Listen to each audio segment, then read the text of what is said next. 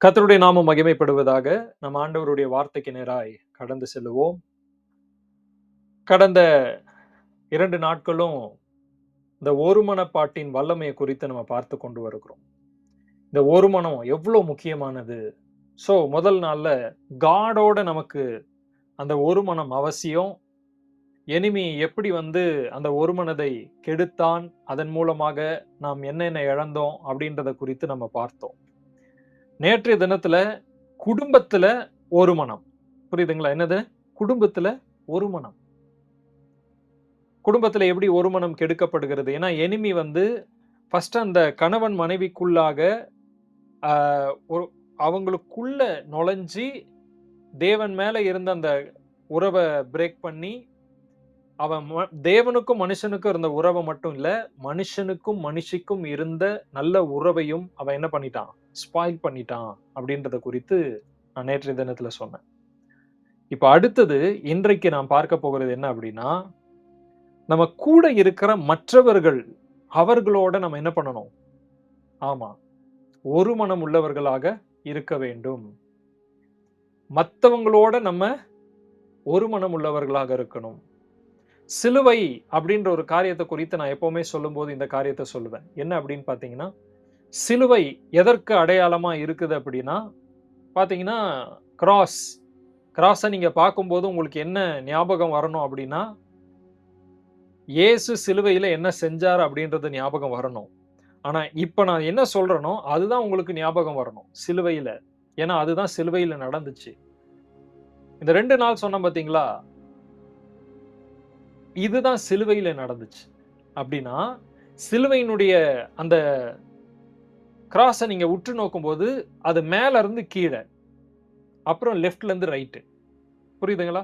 எந்த பக்கம் திரும்பினாலும், மேல இருந்து கீழ, லெஃப்ட்ல இருந்து ரைட். இதுதான் கிராஸ். நல்லா புரிந்து கொள்ளுங்க. தேவனும், மனிதனும் பிரிஞ்சுட்டாங்க. தேவனுக்கும் மனுஷனுக்கும் இடையே ஒரு பெரிய பிளவு வந்துருச்சு. அந்த சிலுவையின் மூலமாக பரலோகத்தையும், பூமியையும் ஆண்டவர் என்ன பண்றாரு? சிலுவையிலே இணைச்சாரு. அதுதான் சிலுவை. அதான் அப் அண்ட் டவுன். வானமும், பூமியும் ஒரு குடும்பம். அது இயேசுவின் நாமத்தினால், இயேசுவின் இரத்தத்தின் மூலமாக, இயேசு கிறிஸ்துவின் மூலமாக சிலுவையிலே அது ஒன்றாக்கப்பட்டது. அவருடைய இரத்தத்தினால. புரியுதுங்களா? That is up and down. அப்புறம் இடதுபுறம், வலதுபுறம் இருக்கு பார்த்தீங்களா? Left and right. அ இது அந்த அந்த ஒரு பகுதி இருக்கு பார்த்தீங்களா? அது என்ன அப்படின்னு பார்த்தீங்கன்னா, பிரிந்திருக்கிற மனிதனையும், மனிதனையும் ஒன்று சேர்ப்பது. பிரிந்திருக்கிற மனிதனையும், மனிதனையும் ஒன்று சேர்க்கிறது. அப்போ இந்த சிலுவையினுடைய டோட்டல் காரியம் என்ன அப்படின்னு பார்த்தீங்கன்னா, மனுஷனையும், தேவனையும் ஒண்ணா இணைக்கிறது. 2வது மனுஷனையும், மனுஷனையும் ஒன்றாக இணைக்கிறது. அதற்காக தான் இயேசு இந்த உலகத்துக்கு வந்தாரு. ஒரு உதாரணத்துக்கு சொல்லணும் அப்படின்னா, இன்னைக்கு உலகம் பல விதங்களிலே பிரிஞ்சு கிடக்குது. ஒரு உதாரணத்துக்கு சொல்றேனே, ஜாதி, மதம். புரியுதுங்களா? அப்புறம் என்னது? வெள்ள, அதாவது பிளாக் அண்ட் ஒயிட். என்ன இருந்தாலும், அப்புறம் பணம் உள்ளவன், பணம் இல்லாதவன், ஏழை, பணக்காரன். இப்படிப்பட்ட பல விதங்களிலே மனிதர்கள் எல்லாம் பிரிக்கப்பட்டிருக்கிறார்கள். பிரிவினை அவங்களுக்குள்ள இருக்குது. இத நம்ம மறுக்கவே முடியாது. எந்த ஏரியால போனீங்கனாலும், எங்க போனீங்கனாலும் ஒரு பிரிவு இருக்கும். எங்க ஜாதிக்காரன். புரியுதுங்களா? கிறிஸ்தவர்களா இருக்கிற நம்ம நல்லா புரிந்து கொள்ளுங்க. இந்த ஜாதி பார்க்கிற விஷயத்துல என்ன பண்ணணும்? ஆமா, தெளிவா இருக்கணும். நீங்க ஜாதி முக்கியம்னு நெனச்சீங்க அப்படின்னா, நீங்க தேவனுடைய பிள்ளையே கிடையாது. உங்க மனசுக்குள்ள நான் இந்த ஜாதிய சார்ந்தவன் அப்படின்ற ஒரு எண்ணம் உங்களுக்குள்ள இருந்துச்சுன்னா, உண்மையிலேயே சொல்றேன், நீங்கள் ரட்சிக்கப்படவில்லை என்று அர்த்தம். நீங்க உண்மையிலேயே உங்க ஜாதி தான் உயர்ந்ததுன்னு நெனச்சீங்க அப்படின்னா, இயேசு கிறிஸ்து யூத ஜாதிய சேர்ந்தவர். உலகத்திலேயே அதுதான் பயங்கரமான சிறந்த ஜாதி. அப்ப அதை ஈக்குவல் பண்ணும்போது ஒண்ணுமே கிடையாது. தயவு செய்து நல்லா புரிந்து கொள்ளுங்க. ஆண்டவர் அன்புள்ளவர். உங்களுக்குள்ள இந்த ஜாதி சம்பந்தப்பட்ட, குலம் சம்பந்தப்பட்ட, கோத்திரம் சம்பந்தப்பட்ட, இல்ல மதம் சம்பந்தப்பட்ட காரியங்கள்ல ஒரு வைராக்கியம் உங்களுக்குள்ள இருந்துச்சுன்னா, தயவு செய்து நீங்கள் மனம் திரும்பியே ஆக வேண்டும். மனம் திரும்பியே ஆக வேண்டும். என் ஜாதி தான் முக்கியம், இது என் ஜாதியாக்கும், உயர்ந்த ஜாதியாக்கும், இதுவாக்கும், அதுவாக்கும் நீங்க நினைச்சீங்க அப்படின்னா, நிச்சயமா நீங்க மனம் திரும்பணும்.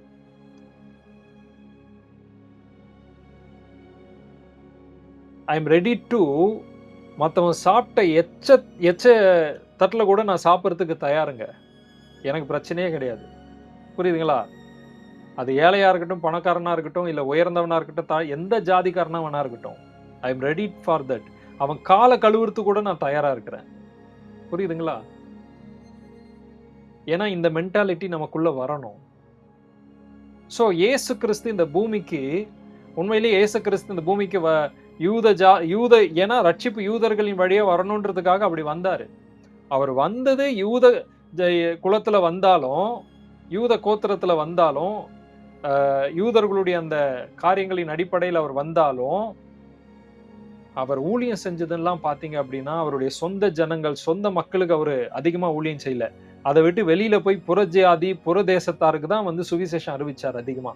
அங்க தான் அவர் அதிகமா ஏற்றுக்கொண்டாங்க. புரியுதுங்களா?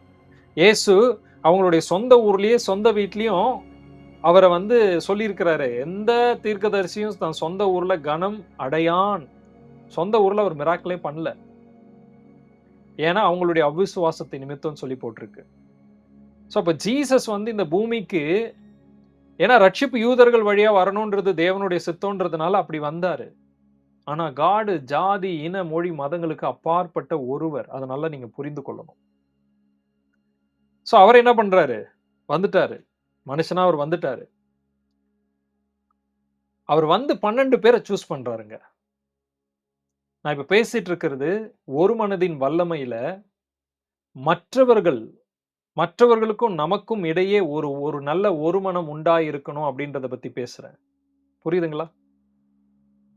மத்தவங்கள பார்க்கும்போது அவங்களோட நீங்க நல்மனம் பொருந்தி இருக்கணும். உங்க மனசுல அந்த கோபம், விரோதம், எரிச்சல் இருக்கக்கூடாது. அவங்கள நேசிக்கணும். அவங்கள அன்பு செலுத்தணுன்றதுக்காக நான் பேசிக்கிட்டு இருக்கிறேன். இயேசு கிறிஸ்து 12 பேர சூஸ் பண்ணாருங்க. அந்த 12 பேரும் 12 விதமான கேட்டகரிய சேர்ந்தவங்க. 1 யூதாஸ். பணம். அது மேல ஆசை. புரியுதுங்களா? நான் சில பேர மட்டும் சொல்றேன். அப்புறம் ஆயக்காரனாகிய மத்தேயு. அவர் ஒரு டாக்ஸ் கலெக்டர். டாக்ஸ் கலெக்டர பார்த்தாலே யூதர்களுக்கு பிடிக்காது. டாக்ஸ் கலெக்ஷன் பண்றவங்க யாரு அப்படின்னு பார்த்தீங்கன்னா, கவர்ன்மென்ட்க்கு என்ன வேணுமோ அத டாக்ஸா இவங்க கலெக்ட் பண்ணி குடுப்பாங்க. இவங்க எவ்வளோ டாக்ஸ் போடுறாங்களோ அதுதான் டாக்ஸ். அத கலெக்ஷன் பண்ணி குடுக்கணும். அதன் மூலமா எவ்வளோ வேணா அவங்க வருமானம் எனக்கு இவ்வளோ வேணா டிசைட் பண்ணிட்டு ஒருத்தன் மேல நீ இவ்வளோ தான் கட்டி ஆகணும்னு சொன்னா, அத கட்டி தான் ஆகணும். எந்த சான்ஸும் கிடையாது. அதுல வந்து இதுவே கிடையாது. சோ அன்னைக்கு யூதர்கள் எல்லாருமே இந்த டாக்ஸ் கலெக்ட் பண்ற மத்தேயு இருக்கிறார் பார்த்தீங்களா? அவரு இந்த இது சகேயு இருக்கிறார் பார்த்தீங்களா? அவங்க மேல செம்ம கடுப்புல காண்டுல இருந்தாங்க. ஏன்னா அவங்க டாக்ஸ் கலெக்ஷன். புரியுதுங்களா? ஒரு பக்கம் டாக்ஸ் கலெக்ஷன். இன்னொரு பக்கம் பணத்த திருடுறவன். புரியுதுங்களா? இன்னொருத்தர் என்ன அப்படின்னு பார்த்தீங்கன்னா, நம்ம மீன் பிடிக்கிறவங்க. பேதுரு யாருன்னு பார்த்தீங்கன்னா, ஒரு மீன் பிடிக்கிறவரு. பேதுருவே டாக்ஸ் பண்ணணும். அப்போ பேதுருவுக்கும் மத்தேயுவுக்குமே என்ன ஆகாது? செட் ஆகாது. புரியுதுங்களா? நான் சொல்றது. ஆனா காட் என்ன பண்றார்னா, செட் ஆகாத 12 ஃபீல்டுல இருக்கிற டிஃபரண்டான ஆளுங்கள அவர் சூஸ் பண்றாரு. நல்லா புரிந்து கொள்ளுங்க. அப்புறம் அந்த 12 சீஷர்ல ஒருத்தர் எப்படிப்பட்டவர் அப்படின்னு பார்த்தீங்கன்னா, டோட்டலா எப்படி சொல்றதுன்னா, தீவிரவாதி. புரியுதுங்களா? தீவிரவாதி. ரோமருக்கு எதிரா தீவிரவாதம் பண்ற ஒரு தீவிரவாதி. கொலை பண்றது, ரோமர்களுக்கு எதிரா சண்டையிடுறது, அந்த மாதிரி ஒரு ஆளையும் அவர் கூட வச்சிருந்தாரு. 12 சீஷர்ல ஒரு ஆள். அப்ப யோசிச்சு பார்த்தீங்கன்னா, ஜீசஸ் கூட இருக்கிற பீப்பிள்ஸ் எல்லாம் 12 விதமான மென்டாலிட்டி, 12 விதமான பேக்கிரவுண்டு, 12 விதமான சிந்தனைகள் உடையவர்கள். இவங்க எல்லாரையும் ஜீசஸ் வந்து கூப்பிடுறாரு. அவங்க எல்லாத்தையும் விட்டுட்டு இயேசுவ பின்பற்றுகிறார்கள். ஆனா, அவங்களுடைய சுவாபம் மாறல, எண்ணம் மாறல, பேச்சு மாறல, சிந்தனை மாறல, எதுவுமே மாறல. ஆனா இவங்கள கூட வச்சுக்கிட்டே ஒரு பிரசங்கம் பண்ணிக்கிட்டே இருக்கிறாரு, ஊழியம் செஞ்சுக்கிட்டே இருக்கிறாரு. ஒரு மாற்றமும் வரல. நீங்க மார்க்கு எடுத்து படிக்கும்போது மேல இருந்து மலை மேல மறுரூபம் அடைஞ்சிட்டு கீழ இறங்கி வருவாரு. கீழ இறங்கி வரும்பொழுது ஒரு பிசாச தொரத்த முடியல சீஷர்களால அப்படின்னு சொல்லும்போது இயேசு திரும்பி பார்த்து, "அற்ப விசுவாசிகளே" அப்படின்னுவாரு. ஏன்னா பேய் ஓட்ட முடியல. ஏன் ஓட்ட முடியல அப்படின்னா, நல்லா புரிஞ்சுக்குங்க. அப்புறம் சொல்றேன், அப்புறம் சொல்றேன். ஏன் பேய் ஓட்ட முடியல? புரியுதுங்களா? அதே மாரி காற்றும், கடலும் இயேசுநாதர் தூங்கிட்டு இருக்கிறாரு. கப்பல்ல போறாங்க. போகும்போது, "ஐயரே!" பேதுரு சொல்றாரு பார்த்தீங்களா? "நாங்கள் மடிந்து போகிறது உமக்கு கவலை இல்லையா?" அப்படின்றாரு. அப்ப எழுந்துச்சு நல்ல லெஃப்ட், ரைட் வாங்குறாரு. "எதுவரைக்கும் நான் உங்க கூட இருப்பேன். அற்ப விசுவாசிகளேன்னு" சொல்லி அங்கேயும் திட்டுவாரு. சோ, நல்லா புரிந்து கொள்ளுங்க. எல்லாருமே இயேசுவோட இருந்தாலும், இயேசுவினுடைய வசனத்த கேட்டாலும், அந்த டீப் சத்தியத்துக்குள்ள அவங்க போகல. வசனம் அவங்களுக்கு விதைக்கப்பட்டது. ஆனா வசனம் ஒண்ணு கூட உள்ள போகல. இயேசுநாதர் கூட இருந்தும், அந்த 12 பேர் என்ன ஆகலன்னா, மனம் திரும்பலன்னு சொல்லலாம்.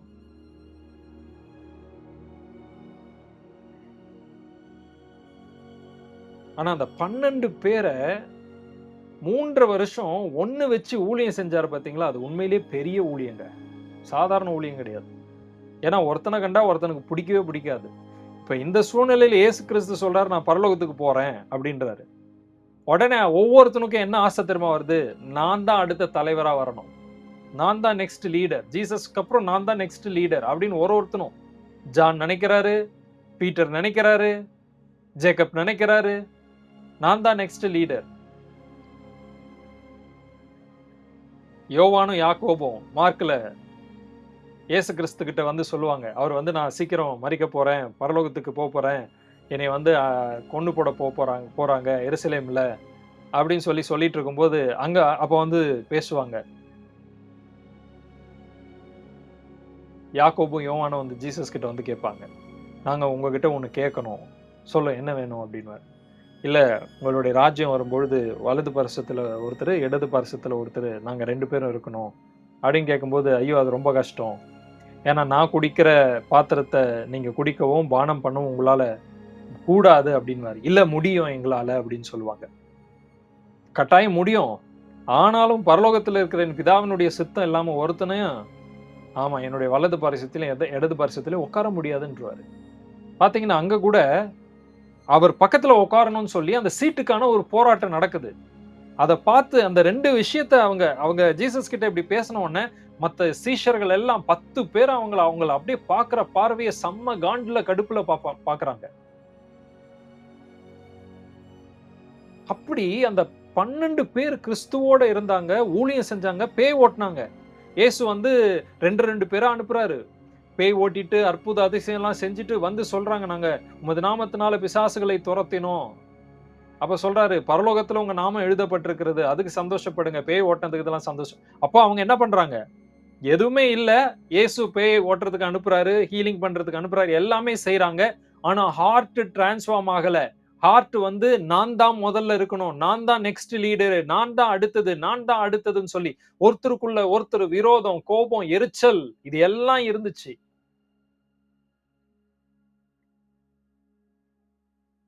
சோ மனுஷனுக்குள்ள மனுஷன் நல்லா புரிஞ்சுக்கங்க. நான் வெளியில பேசல. நான் சபைக்குள்ள பேசுறேன். கிறிஸ்துவோட இருந்த அந்த 12 சீஷர்களும் ஒரே எண்ணத்தோட, ஒரே மனசோட, ஒரே சிந்தனையோட இல்ல.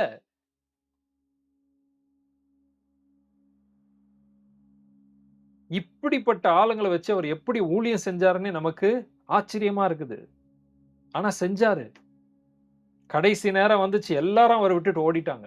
யோவான தவிர வேற ஒருத்தரும் அவர் கூட கிடையாது. எல்லாரும் ஓடிட்டாங்க. அவர் மரித்து அடக்கம் பண்ணப்பட்டு 3ஆம் நாள் உயிரோட எழுந்து வந்ததுக்கப்புறம், சீஷர்களுக்கு தரிசனமாகி, மறுபடியும் அவங்களோட பேசுறார். மறுபடியும் பேசி, "அப்பா நீ என்ன விட்டு தூரம் போயிட்டீங்க. பரவால்ல. நான் மறுபடியும் வாங்க" அப்படின்னு சொல்லி, அந்த எல்லாரையுமே மறுபடியும் அவங்கள கூப்பிடுறாரு. கூப்பிட்டு அவங்களுக்கு 40 நாள் என்ன பண்றாரு? அவங்க கூட இருந்து நெறைய ஆழமான காரியங்கள், சத்தியங்கள விளக்கி சொல்றாரு. எல்லாம் கேட்கறாங்க. கேட்டு முடிச்சுட்டு போம்போது சொல்ட்டு போறாரு, "நான் போறேன். நான் போயிட்டு பரிசுத்த ஆவியானவர் உங்கள அனுப்புறேன். நீங்க என்ன பண்ணுங்க, எருசலேம்ல போய் காத்திருங்கன்னு" சொல்றாரு. இவருடைய வார்த்தையின்படி இவங்க எருசலேம்ல போய் காத்திருக்கும் பொழுது 50வது நாளிலே, அதாவது இயேசு 40 நாள், அப்புறம் ஒரு 10 நாள். சரி, இந்த 50வது நாளிலே பிதாவின் வாக்குத்தத்தம், யோவேலில் சொன்னப்பட்ட அந்த வாக்குத்தத்தம், கிறிஸ்து சொன்ன அந்த வாக்குத்தத்தம், அப்போஸ்தலர் 1ஆம் அதிகாரத்திலே கிறிஸ்து சொன்ன அந்த பிதாவின் வாக்குத்தத்தம் அவங்க மேல வந்து இறங்குச்சு. அது இறங்குறதுக்கு முன்னாடி எனக்கு பைபிள்ல ரொம்ப புடிச்ச ஒரு பார்ட்டுங்க அது. அந்த 1ஆம் அதிகாரத்தினுடைய கடைசி பகுதிய வாசிக்கும்போது,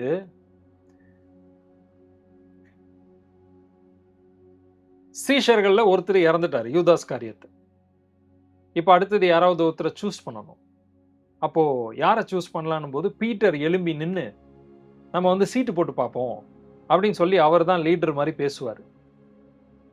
நல்லா கவனிச்சுங்க. அவர் தனியா எழுஞ்சு நின்னு பேசுவாரு. உடனே எல்லாரும் அத அப்படியே ஓகேன்னு சொல்லி என்ன பண்ணுவாங்க? செய்வாங்க. இது ஆவியானவர் வர்றதுக்கு முன்னாடி. நீங்க எடுத்து பொறுமையா அப்புறம் படிங்க. அப்போஸ்தலர் 1ஆம் அதிகாரம். ஆனா பரிசுத்த ஆவியானவர் 2ஆம் அதிகாரம் நீங்க வாசிச்சீங்கன்னா, பரிசுத்த ஆவியானவர் வந்ததுக்கு அப்புறம், அங்க சுற்றிலும் இருக்கிற ஜனங்கள் கேலியும் கிண்டலுமா பேசும்பொழுது, பேதுரு தனியா எழுந்து நிக்க மாட்டாராம். 11 கூட எழுந்து நின்று அப்படின்னு சொல்லி 2ஆம் அதிகாரத்துல வரும். எனக்கு அந்த பார்ட் ரொம்ப பிடிக்கும். சோ, ஹோலி ஸ்பிரிட் வர்றதுக்கு முன்னாடி தனியா நின்ன பீட்டரு, இப்ப பரிசுத்த ஆவியானவர் பிதாவின் வாக்குத்தத்தம், தேவனுடைய வல்லமை அவங்க மேல வந்த உடனே அந்த 11 கூட சேர்ந்து எழுந்து நின்னு பேசுறாரு. கூட நின்னு பேசுறாரு. 11 பேர் கூட நிக்கிறாங்க. இவர் ஒருத்தர் நின்னு பேசுறாரு. 12 பேர் நின்னு பேசுறாங்க. இதுக்கு முன்னாடி அவர் ஊழியம் செஞ்சு என்ன ஆதாயம் பண்ணாருன்னு தெரியல. ஆனா ஃபர்ஸ்ட்டு இந்த 11 கூட சேர்ந்து நின்னு பிரசங்கம் பண்ணாரு பாருங்க. அந்த பிரசங்கம் பயங்கரமான ஒரு ரிவைவல் ஏற்படுத்துச்சு. 3000 ஜனங்கள் ரட்சிக்கப்பட்டாங்க. இன்னொரு இடத்துல பிரசங்கம் பண்ணும்போது 5000 பேர் ரட்சிக்கப்படுறாங்க. அப்ப இந்த வல்லமைக்கு காரணம் என்ன அப்படின்னு பார்த்தீங்கன்னா, பீட்டர் கிடையாது. பீட்டர் மட்டும் கிடையாது. பீட்டர் மேல பரிசுத்த ஆவியானவர் வந்துட்டாரு. அதனால அது மட்டும் கிடையாது. இவங்க எல்லாருடைய இருதயமும் இப்போ இணைக்கப்பட்டிருக்கிறது, ஒருமனமாக்கப்பட்டிருக்கிறது. இதுக்கு முன்னாடி நீயா நானா சண்டை போட்டுட்டு நான் தான் ஃபர்ஸ்ட்டு, எனக்கு தான் அந்த பதவின்னு சொல்லி மனசுல வஞ்சனை, கோபம், எரிச்சல் அதெல்லாம் வச்சிட்டு இருந்தவங்க, இப்போ யார் வேணா என்ன வேணா பண்ணட்டும். எனக்கு அத பத்தி கவலையே கிடையாது. கிறிஸ்து என்ன சொன்னாரோ அத நான் செஞ்சு முடிச்சுட்டு போயிட்டே இருப்பேன்னு சொல்லிட்டு, எல்லாரும் கிறிஸ்துவை நோக்கி பார்க்க ஆரம்பித்தார்கள். கிறிஸ்து என்ன சொன்னாரோ அதை செய்வதிலே மும்முரம் காட்டினாங்க. தனியா நின்ன பேதுரு இப்ப 11 கூட சேர்ந்து நிக்கிறாரு. ஒரு மனம் வந்துருச்சு. நான் எப்பவுமே இப்படிதான் சொல்லுவேன். அந்த ஒரு மனம் வந்ததுக்கு அப்புறம் தான் ஆவியானவரே வந்தாருங்க.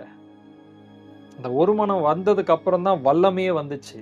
அந்த ஒரு மனம் வந்ததுக்கு அப்புறம் தான் ரட்சிப்பே வந்துச்சு எல்லாருக்கும். 3000 பேர் ரட்சிக்கப்பட்டாங்க. அப்ப ஒரு மனம் எங்க இருக்குதோ, அங்க வல்லமை இருக்கும். நல்லா புரிஞ்சுக்குங்க. இந்த இரவு நேரத்துல உங்களுக்கு வெளியில மற்றவர்களோடு உங்களுக்கு மனஸ்தாபம், சண்டை, இல்ல எதிரி அப்படிலாம் இருந்துச்சுன்னு வச்சுங்களேன், அது ஒரு மனமே கிடையாது. இல்ல இன்னும் நீங்க யார் மேலயாவது கோபமா, எரிச்சலா அப்படி இருந்தீங்க அப்படின்னா, அது தேவனுடைய வல்லமை உங்க வாழ்க்கையில இறங்குறதுக்கு பெரிய தடையா இருக்கு அப்படின்னு நினைச்சு புரிஞ்சுக்குங்க. உங்களுடைய ஹார்ட்ட சுத்தமா வச்சுக்குங்க. யார் மேலயும் கோவம். மத்தவங்க யார் வேணா உங்க மேல கோவம் வச்சுக்கிட்டும். பிரச்சனையே கிடையாது. ஆனா நீங்க யார் மேலயும் என்ன பண்ணக்கூடாது?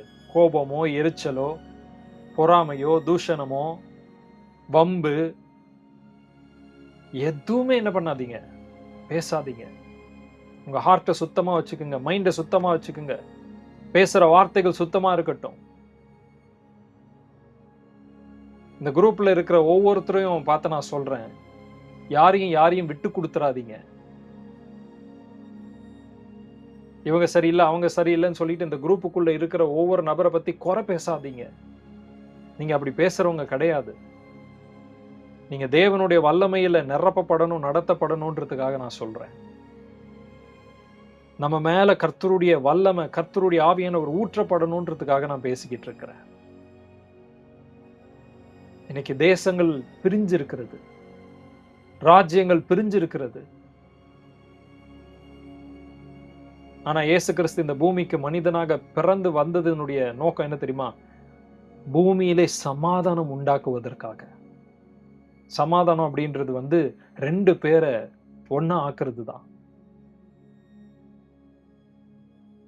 எல்லாரும் இந்த இந்த ஒரு கேள்வி கேட்பாங்க. அது ஏன் ஒரு கல்லன காட் டக்குன்னு தூக்கிட்டாரு? அப்படின்னு சொல்லி கேட்பாங்கல்ல. 2 கல்லர்கள் இருந்தார்கள். ஒருத்தன் விசுவாசிச்சான். விசுவாசிச்சதுனால தூக்கிட்டாரு அப்படின்றது. ஆனா ஒரு விஷயத்த நீங்க புரிந்து கொள்ளணும். மனுஷனால மோசமான பாவின்னு சொல்லப்பட்ட ஏன் அவனே அவன பத்தி சொல்லிக்கிறான். நம்ம தப்பு செஞ்சோம். அதனால நம்ம சிலுவையில இருக்கிறோம். ஆனா இவரு எந்த தப்பும் பண்ணல. அப்போ அவன் பாவின்றது அவனுக்கும் தெரியுது. அப்படிப்பட்ட ஒரு மனுஷனுக்கு பரலோகம் எப்பவுமே திறந்திருக்கிறது. புரியுதுங்களா? பாவிகளுக்கு பரலோகம் சொந்தமானது. அதனால தான் சொல்றார், "மனம் திரும்புங்கள், பரலோக ராஜ்யம் சமீபித்திருக்கிறதுன்றார்." அத அத சுவிசேஷமா சொன்னாரு. சிலுவையில அத காமிச்சாரு. சுவிசேஷமா என்ன சொன்னாரோ, அத வாழ்க்கையில அந்த மரணத்தின் நேரத்துல காமிச்சாரு. இவன் மனம் திரும்புனான். உடனே அவனுக்கு என்னது? பரலோக ராஜ்யம். பாரு, இதுதான் நான் பேசினேன்.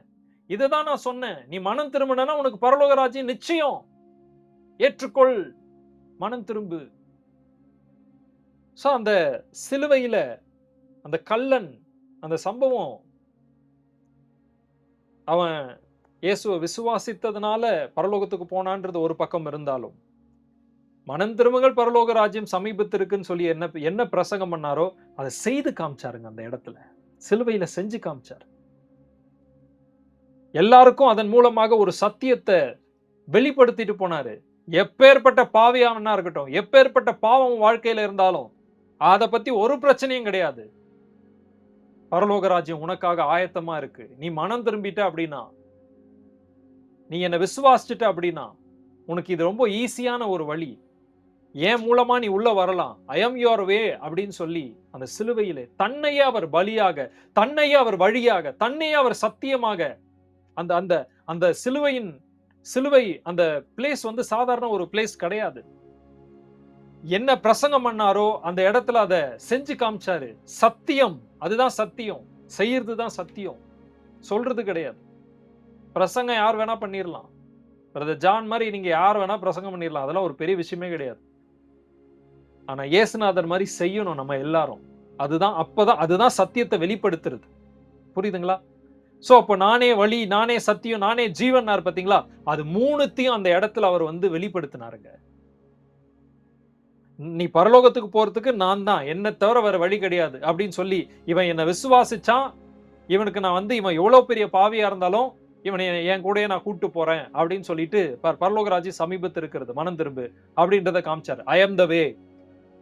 நான் என் மூலமா இவன் உள்ள வர்றான் அப்படின்றது. அப்புறம் மனம் திரும்பு பரலோக ராஜ்யம் சமீபத்தில இருக்கிறதுன்றது வசனம். அந்த வசனத்த நமக்கு என்ன பண்றாரு? சத்தியமா மாத்தி குடுக்குறாரு. பிராக்டிகல் ஆக்குறாரு அந்த இடத்துல. அப்போ அவரே சத்தியம் அப்படின்றத அந்த இடத்துல நம்ம புரிஞ்சுக்க முடியுது. அப்புறம் இவன் இந்த உலகத்துல மரிக்க தான் போறான். இவன் ஜீவன் போக போகுது. ஆனா இவனுக்கு என் விசுவாசத்தின் மூலமா இவன் என்ன விசுவாசிச்சதுனால, அதன் மூலமா இவனுக்குள்ள நான் என்னுடைய கிறிஸ்துவினுடைய ஜீவன நான் இவனுக்கு குடுக்கப் போறேன். அந்த ஜீவன்ல இவன் என்றென்றைக்கும் பரலோகத்துக்குள்ள வாழப் போறான். சோ அந்த சிலுவை அப்படின்ற இடம் நானே வழி, நானே சத்தியம், நானே ஜீவன் அப்படின்றத வெளிப்படுத்தின ஒரு வெளிப்பாட்டினுடைய இடம் அது. சாதாரண ஒரு இடம் கிடையாது. நல்லா புரிந்து கொள்ளணும். பிரியமான தேவனுடைய பிள்ளைகளே, ஹார்ட்ட பியூரா வச்சுக்கோங்க. உங்கள சுத்திலும் யார் வேணா என்ன பேசட்டும், என்ன வேணா நினைக்கட்டும், என்ன வேணா பண்ணட்டும். ஆனா நீங்க அப்படிப்பட்டவங்களா இருக்கக்கூடாது. உங்க இருதயம் சுத்தமா இருந்துச்சுன்னா, உங்க மூலமா பவர் ஃப்ளோ ஆகும். உங்க மூலமா வல்லமை வெளிப்படும். புரியுதுங்களா? இந்த குரூப்ல இருக்கிற சில பேருக்கு ஒருத்தருக்கு ஒருத்தர் பிடிக்கலனாலும் ஃபோன் பண்ணி மன்னிப்பு கேட்டு ஒண்ணாயிருங்க. அப்பதான் கடவுள் உங்கள பயன்படுத்த முடியும். உங்கள் மூலமாக அவருடைய சித்தத்தை நிறைவேத்த முடியும். இந்த இரவு நேரத்துல, இந்த நாளிலே, இந்த ஒருமனப்பாட்டின் வல்லமை அப்படின்றது நமக்கு இப்ப யாரெல்லாம் அந்நியர்களா இருக்கிறாங்களோ, விரோதிகளா இருக்கிறாங்களோ, சத்துருக்களா இருக்கிறாங்களோ, அவங்க எல்லாரையும் மன்னிச்சு, நேசிச்சு, ஏற்றுக்கொள்ளுங்கள். அவங்க மேல அன்பா இருங்க, தயவா இருங்க, இரக்கமா இருங்க. அவங்க நல்லா இருக்கணும்னு வாழ்த்துங்க. அவங்களுக்காக ஜெபம் பண்ணுங்க. அப்போ வல்லமை உங்க மேல இறங்கி வரும். அது வல்லமையினால உங்கள நிரப்பும். உங்க வாழ்க்கைய வல்லமையினால நிரப்பும். உங்க வாழ்க்கை மாறும். தேவனுடைய வல்லமை உங்க மேல இறங்கி வரப்போகுது. பரலோகம் இறங்கி வரப்போகுது. தூதர்கள் இறங்கி வரப்போறாங்க. நீங்க நெறைய பேர் தூதர்கள பார்க்க போறீங்க. தேவனுடைய கரத்த நெறைய பேர் பார்க்க போறீங்க. தேவனுடைய வல்லமை உங்களுடைய வாழ்க்கையில நீங்க பார்க்க போறீங்க. Thank you Lord. நான் இது ஒரு தீர்க்க தரிசனமா சொல்றேன். தீர்க்க தரிசனமா சொல்றேன். நெறைய பேர் ஆண்டவருடைய கைய பார்க்க போறீங்க. You are going to see the power of God. You are going to see the hand of God. அவருடைய கரத்தில் இருக்கிற அந்த வல்லம் இருக்கு பாத்தீங்களா? அத நெறைய பேருடைய வாழ்க்கையில அவர் வெளிப்படுத்த போகிறார். The power of God through his hand. அவருடைய கரத்தின் மூலமா ப்ராஃபட்டிக்கா நான் பேசுறேன். Thank you Jesus. Thank you Jesus. நிறைய பேருடைய இருதயம், கண்கள் திறக்கப்பட்டு ஆவிக்குரிய உன்னத அனுபவங்களை நீங்கள் பெற்றுக்கொள்ள போகிறீர்கள். தேவ தூதர்கள், தேவனுடைய பிரசன்னம், பரலோக தரிசனம் எல்லாம் உங்களுக்கு கிடைக்க போகுது. Be ready for that. Be ready for that. Be ready for that. ஆமா, பரலோகத்தினுடைய சத்தங்கள் கேட்க போறீங்க. Heavenly எக்கால சத்தம், புரியுதுங்களா? தூதர்களுடைய ஆராதனை, இதெல்லாம் நீங்க கேட்க போறீங்க. Be ready for that. Be ready for that. This is the prophetic. This is the prophetic. Thank you Lord. பிதாவே, இந்த இரவு நேரத்துல இந்த கூடுகையில் இருக்கிற ஒவ்வொருவருக்காக ஜெபிக்கிறேன். அந்த வல்லமை இந்த இரவு நேரத்துல ஒவ்வொருவர் மேல இறங்கட்டும். இயேசுவின் நாமத்தினால இருதயம் திறக்கப்படட்டும், கண்கள் திறக்கப்படட்டும், இயற்கை அப்பாற்பட்ட உன்னத அனுபவங்கள் ஒவ்வொருத்தருக்குள்ள இறங்கட்டும். ஒரு பெரிய விடுதலை இன்று இரவு இயேசுவின் நாமத்தினால ஒவ்வொருவருக்கும் உண்டாகட்டும். வியாதி குணமாகட்டும். ஆண்டவரே, மனசில் இருக்கிற குழப்பங்கள், கவலைகள், பாரங்கள், எரிச்சல்கள், ஆண்டவரே, மன விரோதங்கள், மன குரோதங்கள், ஆண்டவரே, எல்லாம் இயேசுவின் நாமத்தினால get out in Jesus name. இருதயம் சுத்தமாக்கப்படட்டும், சிந்தனை சுத்தமாக்கப்படட்டும். இயேசுவின் நாமத்தினால ஒவ்வொருத்தரையும் விடுதலை ஆக்குங்க. ஒவ்வொருத்தர் மேல உங்களுடைய நன்மையை பேசுகிறேன். தொடர்ந்து மீதியா இருக்கிற நேரங்களை நீர் பொறுப்பெடுத்துக் கொள்ளும். ஆசீர்வதி. இயேசுவின் மூலம் வேண்டிக் கொள்ளுகிற எங்கள் ஜெபத்தை கேட்கிற ஜீவனுள்ள நல்ல பிதாவே. ஆமென்.